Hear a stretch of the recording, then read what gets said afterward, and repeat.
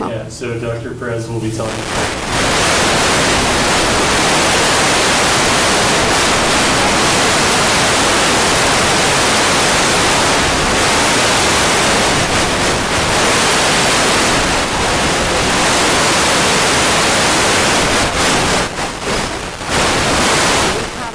Here in in Austin, and in the 1616 Guadalupe building in the information science. And I work with the Department of Biostatistics, and we promote biostatistics. In general, I wear two hats.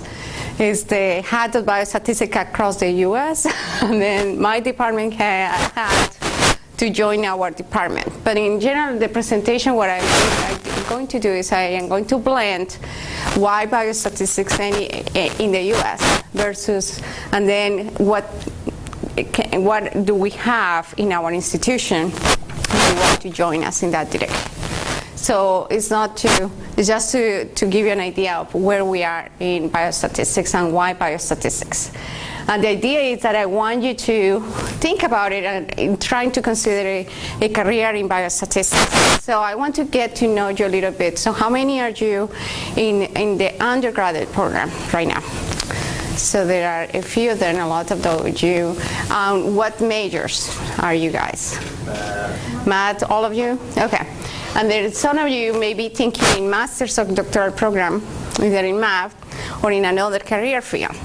So the purpose is for me to inform you what is biostatistics and trying to make you think about the career in biostatistics, because you need the training that we need in order to go that route.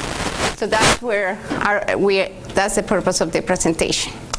So what is biostatistics? So it's basically how I explain it to my mom so that she doesn't get a headache. It's mathematics in biostatistics, which is bio is in health, in anything that is alive. So it could be human beings, it could be agriculture, plants that are alive, or there is also any animal that is in there. But the main thing that we're doing in biostatistics, especially in the US, is applied to human beings. So it's either in odontology, nursing, medicine, genetics, anything that is related to human beings.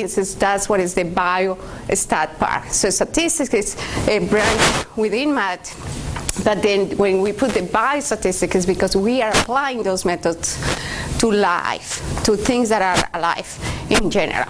Okay? So we need a lot of mathematics for sure, statistics, computational skills, biology concepts, and we can understand. And if we did math, we can learn a little bit of so that's why we are saying we promote that as biostatistics. So biostatistics handles a lot of the information, analyze information to inform the human beings, and that's why the design and how do we apply those mathematical concepts within the health science is what is so important, because it makes an impact in the people that we help, right? In the past, there was a concept that it was biometry, and it was confused because all the fingerprinters and all of that, and how all the CSI movies comes on, and how to determine any information about any possible crime. It was related to DNA or fingerprinting. So it started by the term biometry, but it got translated into biostatistics because it's a range of topics in biology in terms of bio, anything that is alive, right? So that's what we are going to basically connect. So what's the difference between statistics and biostatistics? So in statistics, you can apply those techniques, but usually those techniques are not restricted to things that are alive. So light bulbs or computers or industry or quality control, then those are not elements that are within the bio alive situation. So that's why it's a separation between statistics and biostatistics. Okay? So what do we do? And in terms of science and a statistician as well, I took a lot of in my career part, I went math and statistics in the first 2 years, and then after that we split it there. So you guys have a different experience, but that's how I got trained. So in statistics, we move from a sample to the population from where we extract that sample. Okay, so we collect data, organize and analyze it, and draw conclusions. Okay, so that's the easy sample to do that. So what are examples of real life that happen in the world? We can study the health effects of air pollutants in a community. So like, for example, in Houston, there is a lot of the channel that it goes from the Atlantic Ocean to the city. It gets a lot of air pollution, or just even the traffic pollutant, how that affects the community, how that it affects us. So that is one of the examples of what can biostatistics do there. So when we test a new drug, like every single drug that we have is a medication, right now in the market by FDA. FDA, in order to put it in the market, will require the pharmaceutical company to evaluate what is the safety amount. So when you say, I have to give this person 80 milligrams or 100 milligrams or 150 milligrams or whatever, is a biostatistician who came out with a mathematical model to know why 80, why 100, why 150. So you see, it's not a clinician who knows that, it's the statistician or the biostatistician who came up with the model and developed the method, who came up with those cut points of what's the amount. So another thing is go and test it and evaluate. It's like, okay, you randomize to people who had that amount of treatment and the others who didn't have that amount of treatment. And you see if the effect of the treatment makes a difference on those participants with disease, or it doesn't do that. Now with the genetic traits, now we are trying to detect which genes are associated with what disease to try to target and minimize risk through there, right? So other examples, like what are bad health outcomes and how to differentiate, like for example, teenagers that are I suppose alcohol users or tobacco users, how do we differentiate their behaviors in comparison to other kids who aren't? So what are the triggers for all of that, okay? There is also intervention that we can do for obesity, for risk sexual behavior. Right now I'm doing a project with one of your faculty. We are putting gardens in the schools, and we are trying to promote that the children who are in second, third, and fourth grade of elementary school, they grow their own vegetables and fruits so that we can prevent kids to be less obese. How? By then cultivating their own food,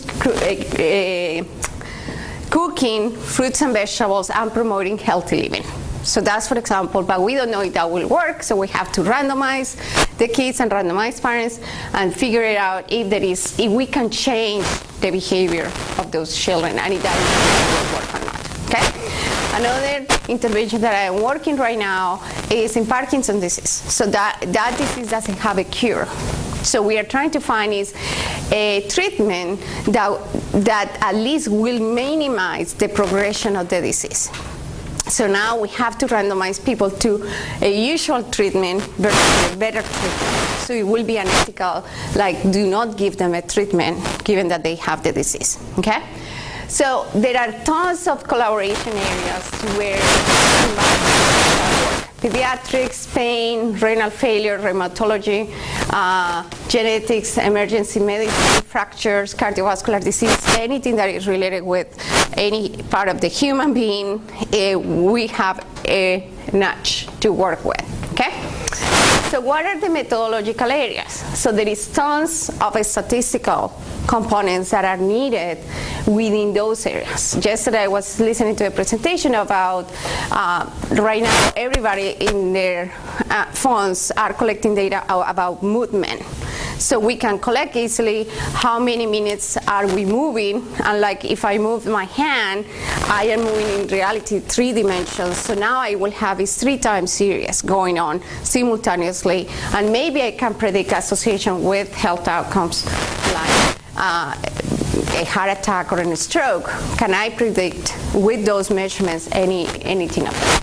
So there is a lot of statistical tool that we can use that. For example, in health economics is how much it costs to prevent a death, or how much it costs to do that intervention that is effective, right? So those type of reports with economics and statistics is also making sense.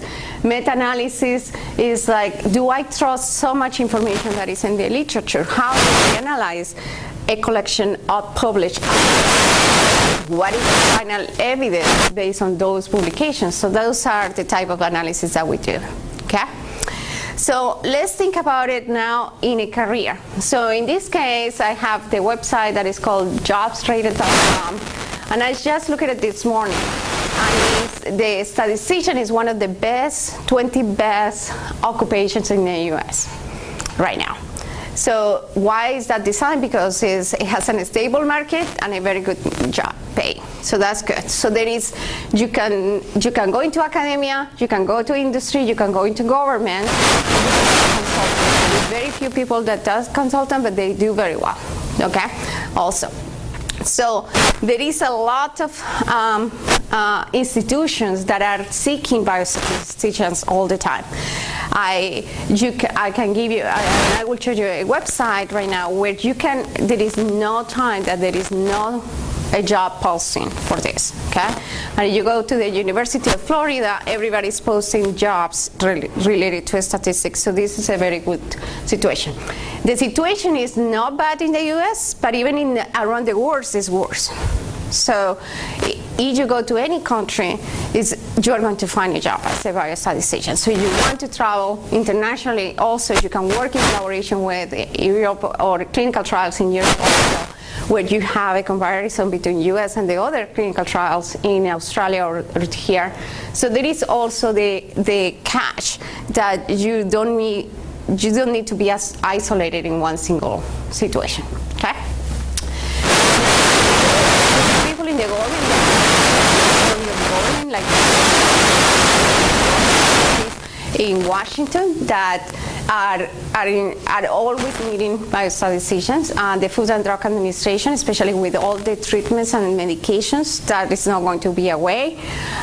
We are trying to get new evidence regarding tobacco regulatory science, like e-cigarettes, smokeless tobacco, all of the new emerging products regarding tobacco. Those type of things are needed, a statistician, to give evidence, to inform the agencies, and they can change the policy into the country, okay?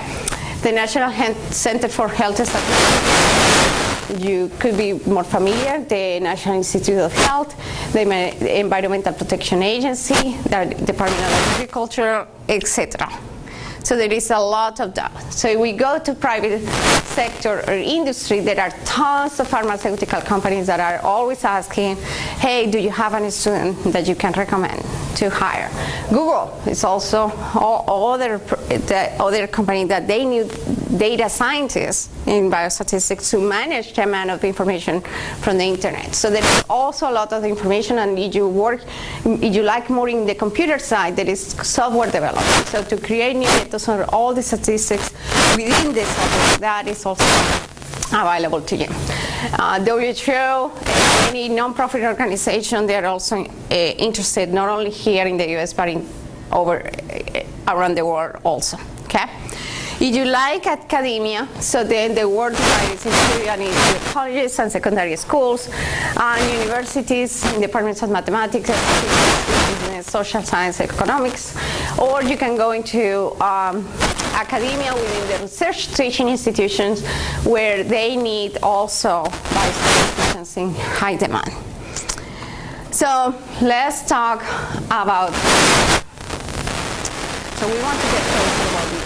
So this is a trajectory right now, and I have from 1995 through 2013, and then the last number that is on the chart is the last survey that was in 2014. So what is the starting salary if you got a doctoral degree in biostatistics? So the median is around $100,000, so to start. And then the 75 percentile is $120,000. 17. So that's not a bad beginning, right? So how do I become a biostatistician? What skills do I need?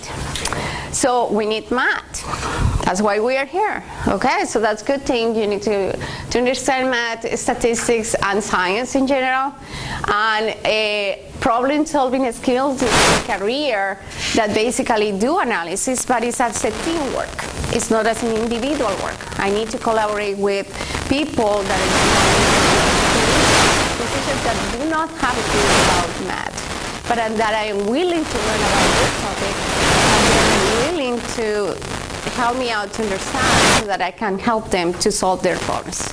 So this is an isolation, but no isolation, because you should be able to communicate verbally and in writing with people who are not mathematicians, who don't have the training in any math. They never took in algebra, right? So that's, and because we have a major in mathematics. That is something that is below also, but those skills are needed there, okay? So how do I prepare the journey from my undergraduate degree to a doctoral degree if I want to go all the way? So what do we need? Calculus as much as you can, the most you take the great degrees. Linear algebra is a requirement across any program in the US or anywhere in the world. So computing programming skills, statistics, if you take it, that's a plus. If not, you are good. And real analysis and advanced calculus is desirable, but it's not mandatory in any of those, okay? What do you need to take? The GRE, that's required. And then if you don't have to, there is a course right now by Harvard University, and those institutions, you apply right now from December to March, and then you can do a training during the summer. They'll train you what is biostatistics, and they will pay you. The only thing that they don't pay you is to travel, but they will pay you where to live, books, and the but they don't pay you to get there. So if you are interested, you can apply that, and we can talk about, I will show you where to find that information. There is another conference that is the Inner Diversity Conference, and this is a website. Basically, right now you register. The conference is this March here in Austin, so you can attend also that conference, and it's free. You get a free lunch. It's a Sunday, and you learn more about programs and network with people that likes statistics in there. There is also this Infinite Possibilities Conference where they promote that, and again, there is monies for you to attend if you apply for those funding, okay? So this is the summary of what is the summer training in statistics, and the website is in the last row here. Basically, it is a T15 training program where the U.S. is investing money for you to attend this. The only caveat is that you have to be a U.S. citizen or permanent resident. If you are not, then we can talk about some other options for you. So let's suppose that now you finish your undergraduate degree, and then how do I cover my expenses when I am in graduate school? So there are positions that are called teaching assistant positions, graduate assistant positions, research fellowship, training grants, and training grant for pre-doctoral and postdoctoral degree. So usually you are familiar with the first three, because this is how you do work here. And also you are a TA or you are a GA for someone, right? But what I want to point out is the number 4. So the training grant for doctoral degrees is the U.S. government through the president have money separated only if you do a doctoral degree in biostatistics. So they are going to pay for you to take a class, to do a doctoral degree in biostatistics, okay? So those are called the T32 awards, and they are institutional or they could be individual. So you can apply as an individual and say, I want you to pay me to do my doctoral degree. And you can apply individually, or you can apply to one institution who has the doctoral programs, and then they will grant the monies. So one of those institutions is ours. So we have that training grant, and we are only 4 in the country who have it right now. But those monies are available through that National Institute of General Medical Sciences. Okay? So what do I need in order to apply for those monies? Again, U.S. citizen or permanent residents, you have to be accepted into the PhD program. Master level is not sufficient. We need the doctors. We need you to become a doctor, so that's why the government says, yes, I can pay you, but only you do a doctoral degree. It's not enough the money, okay? You have to have a bachelor's, you have to finish your bachelor, right, to get there. And then you have to be full-time student, because the demand is so high in biostatisticians. The country is saying, yes, we're going to give you this money, but you full-time work to that, because we need you out of here and graduating and helping us right now. So that's where the full-time is needed. Now, the only caveat is that you cannot take another position within the institution that you are there, okay? There are other biostatistical societies, and these are the websites of those societies that they can provide information, more summer programs and more employment opportunities around the world. The last one, the ASA, is the one that is American Statistical Association. They will show you every single program, every comparison between programs across all the U.S. So you can do a training program at the master level. There is no financial support for the master level. We have financial support for the doctoral level across the U.S. And usually what happens is you have to take at least 2 years normal courses, then take a qualifying exam, either oral, written, or both. Like, for example, in our case, we use both. And then you have to do a dissertation, which is a thesis finishing up, and it takes another 2 years. So it will take you 4 years. So it's an investment of 3 to 4 years that you have to make before you can get into the market. But the payoff is really good. So you see, so it's like you are thinking in really being tied for 3 to 4 years, but at the end, the pay is, so that's the caveat there, okay? Now that I give you, and I just promoted the program, no matter where you are in the US. So I want to give you what do we have here in our institution, which is the Health Science Center at Houston. And basically is the largest medical center in the world where the training team comes from. And our School of Public Health is one of 6 schools within the system.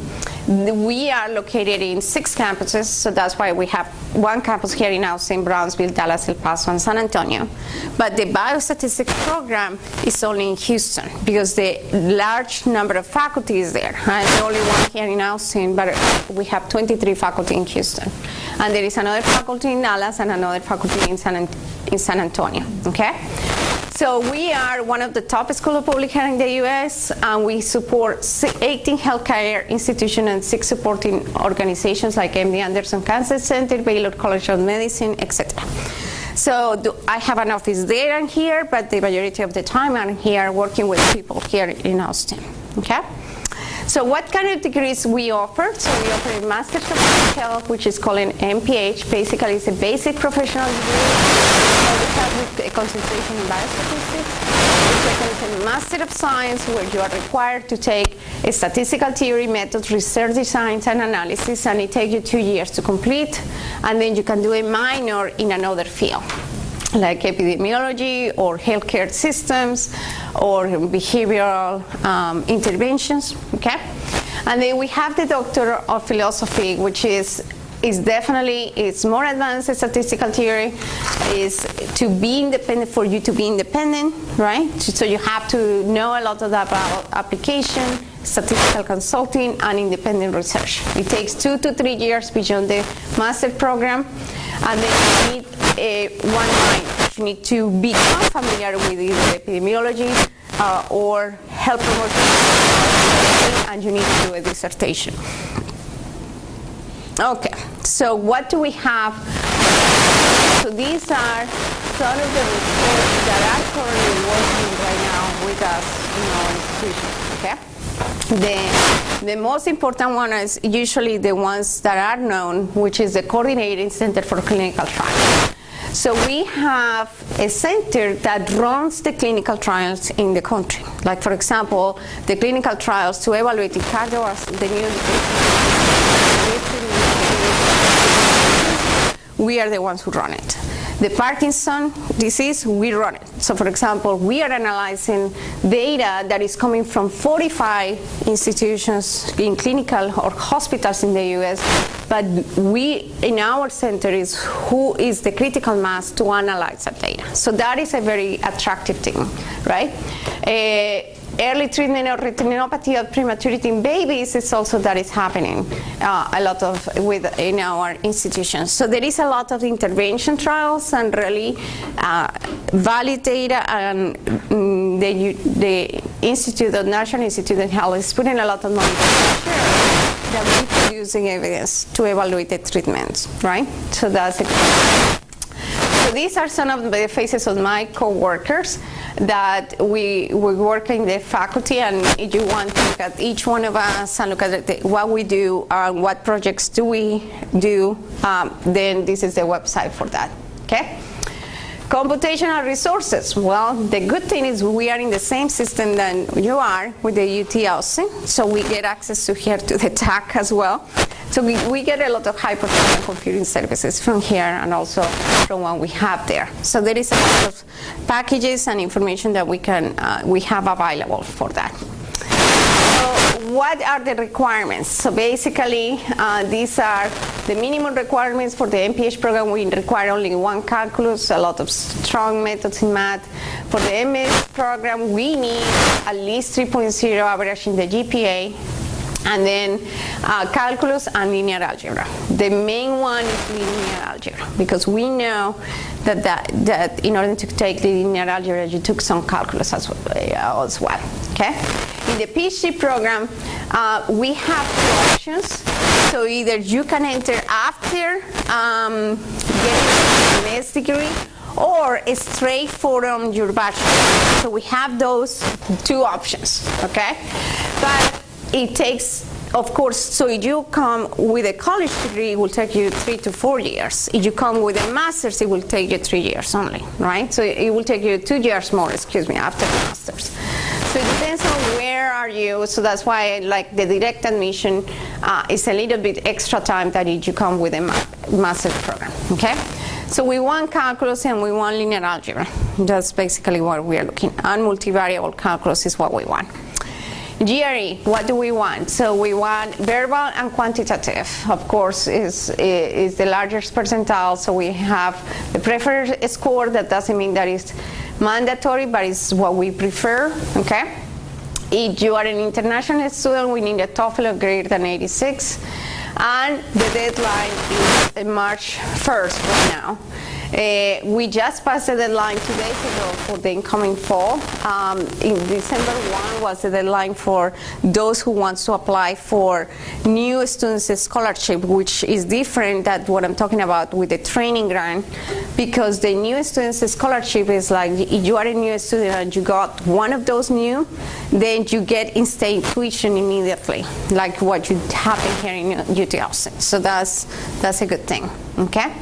So how do you apply? So you apply through this institution that is called SOFAS, and then basically you submit your application, you put your CV there, and then you have to ask for 2 letters of recommendation to your faculty here, and then you have to request transcripts to be mailed out to SOFAS, including the GRE, and basically you pay the fee. I think that is $50 for review of the application, and the website is there if you want the full detail, okay? So these are the financial support that I was talking about. So the government wants to pay you, but they don't pay well before you finish the degree. So it's only $22,920 per year. So plus the tuition. So the training grant pays the tuition plus pays you the stipend. So this is the stipend amount. So it's around $1,100 per month that is paid if you get training grant. Then it pays for books, computer, insurance, and attending one scientific meeting. So it's only a travel for $300. It's a little amount, but it's something to go somewhere. The other, the Dean Scholarship Program, that's the one that I'm talking about. That's the top one, because if you win one of those scholarships,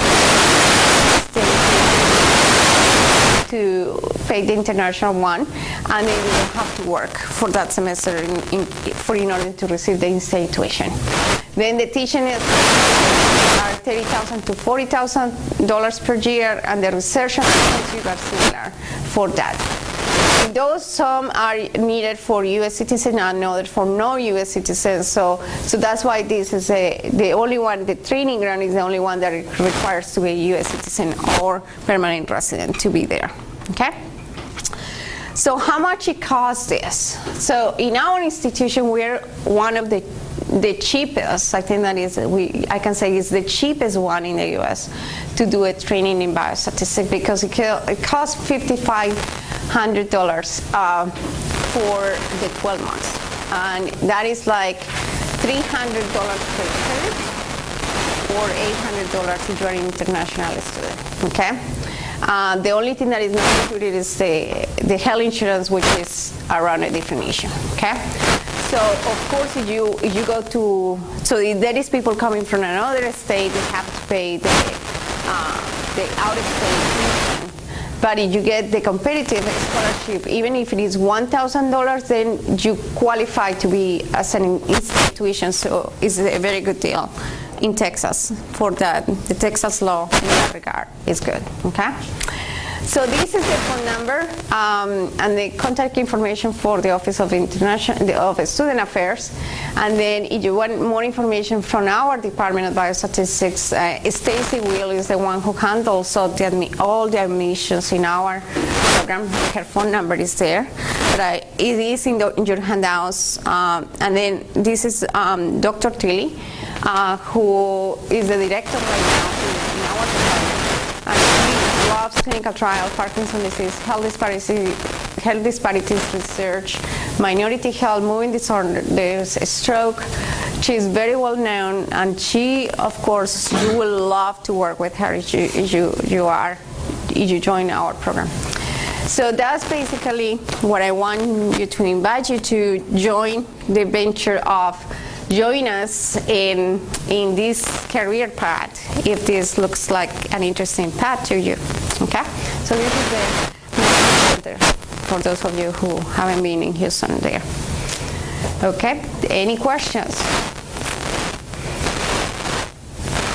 Did I attract you or not? Did I fail in selling the biostats?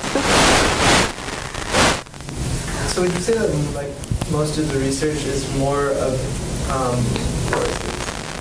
applied mathematics? Yeah, so for example, like something I'm very interested in is like diffusions, right? Which, in SDE, which, so like how much does that kind of stuff pop up in people's work in biostats? Because I know that, that stuff has a lot of machinery, there's a lot of abstractness that goes into stating things and stuff like that. So I'm just curious. If you are working like with radiologists, you will,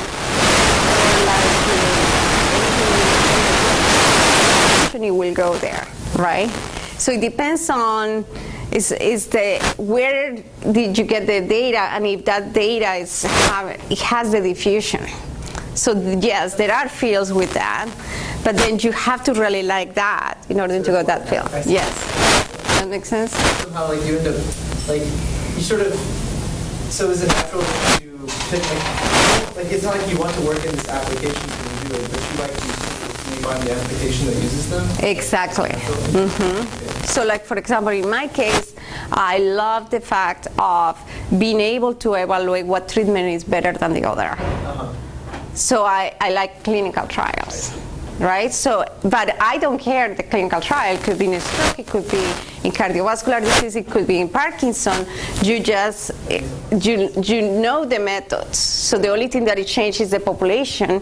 But once you know the math behind the disease is irrelevant a little bit. Does it make sense? Yeah, for sure.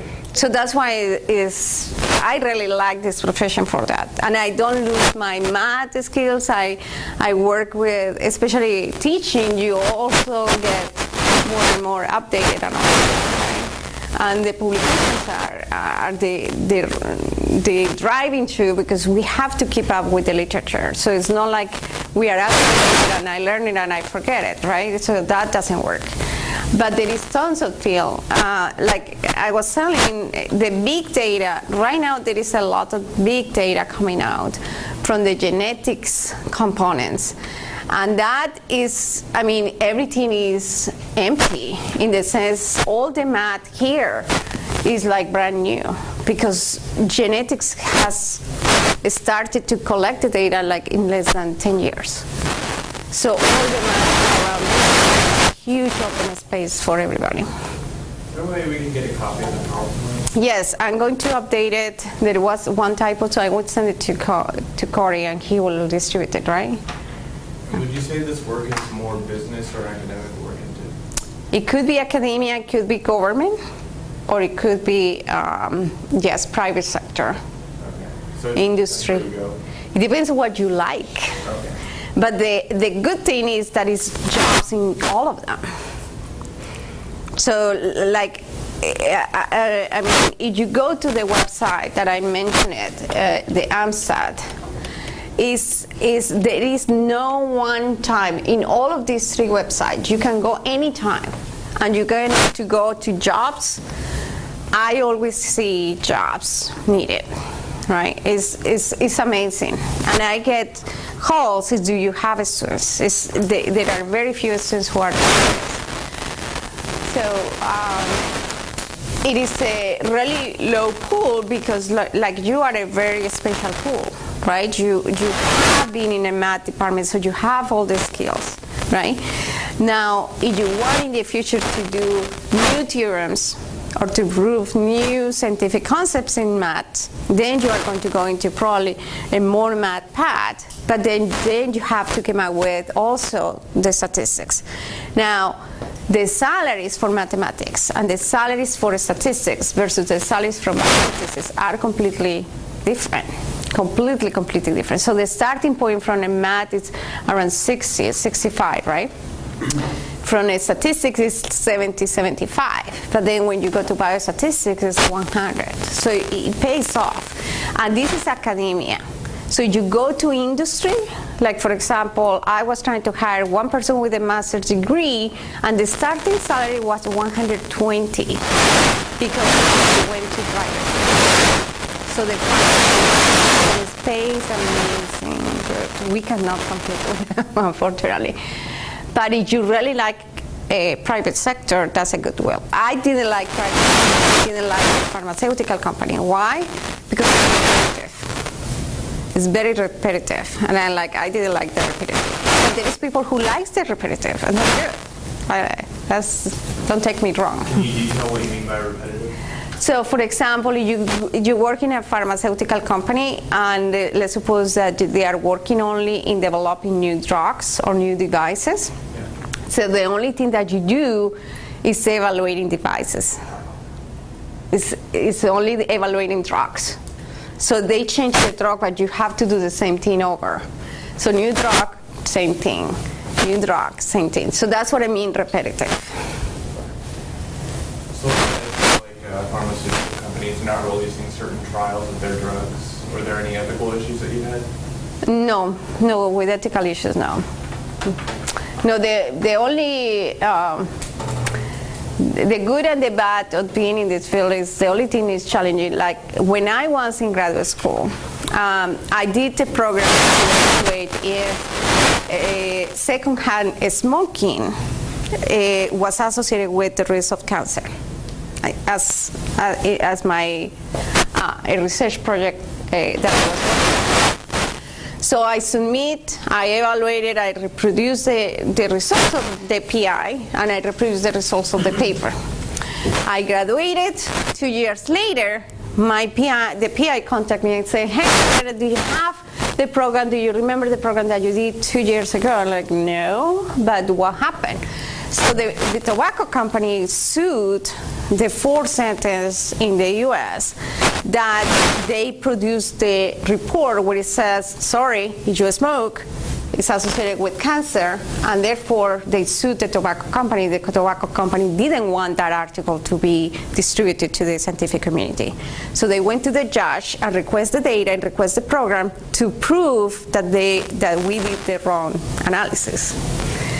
So the PI have to submit all the programs, and she was called by the judge to evaluate, hey, did you do the right analysis? Did you write the right protocol? Did you do any mistakes? All of this. And the PI won, and that's why we have money from the tobacco companies, because that suit was against them, and they have to pay for those, for that association of secondhand smoking. But that's the only thing that is close to an ethical issue where you are questioning what you do. But if you did everything ethically, you don't have a problem. This is not a pharmaceutical problem. I don't have an issue with the pharmaceutical companies. FDA will control everything very well, so I don't have a problem with that. It's just the repetitiveness for me, that I didn't find it attractive. But that doesn't mean that someone else does. Okay? And government is a different, like working with the Census Bureau and trying to get estimators of health outcome or health statistics is really good. Mm-hmm. Any other questions? All right, let's thank the speaker. Thank you so much.